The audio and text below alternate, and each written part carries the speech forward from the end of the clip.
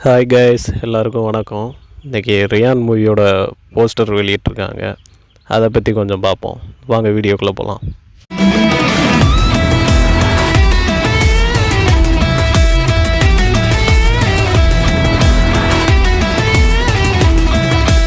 நம்ம தனுஷை பார்த்திங்கன்னா கொஞ்ச நாளாகவே ஒரு மொட்டை அடித்த மாதிரி ஒரு லுக்கில் தெரிஞ்சிட்ருக்கு இருந்தார்.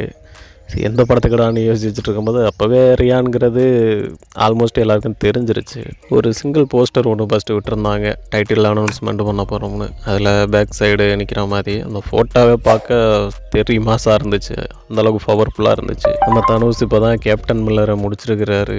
அந்த படம் கொஞ்சம் ஆவரேஜாக போனாலும் இந்த படத்தில் அடிச்சிருவான்னு தான் நினைக்கிறேன். அந்தளவுக்கு தான் போஸ்டர்லாம் வச்சு பார்க்கும்போது. நேற்று நைட்டு பார்த்திங்கன்னா அதோட ஃபஸ்ட் லுக் ஃபோட்டோ விட்டாங்க.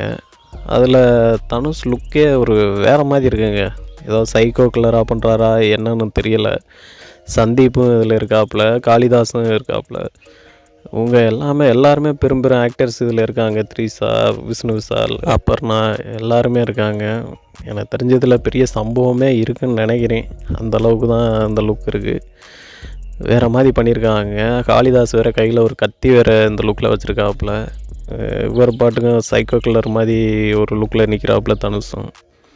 எந்த அளவுக்கு பண்ணியிருக்காங்கன்னு தெரியலை. இந்த படத்தை தனுஷ் தான் டைரக்ட் பண்ணுறாரு. அவரோட டைரக்ஷனில் இது கொஞ்சம் வேறு லெவலான படமாக இருக்கும்னு நினைக்கிறேன். பொறுத்திருந்து பார்ப்பேன் எந்த அளவுக்கு பண்ணியிருக்காங்கன்னு. இந்த போஸ்டரை பார்க்கும்போது உங்களுக்கு என்ன தோணுச்சுன்னு கமெண்ட் பண்ணுங்கள், நானும் தெரிஞ்சுக்கிறேன். எனக்கு தோணுது என்னென்னா, ஸ்பெசிஃபிக்காக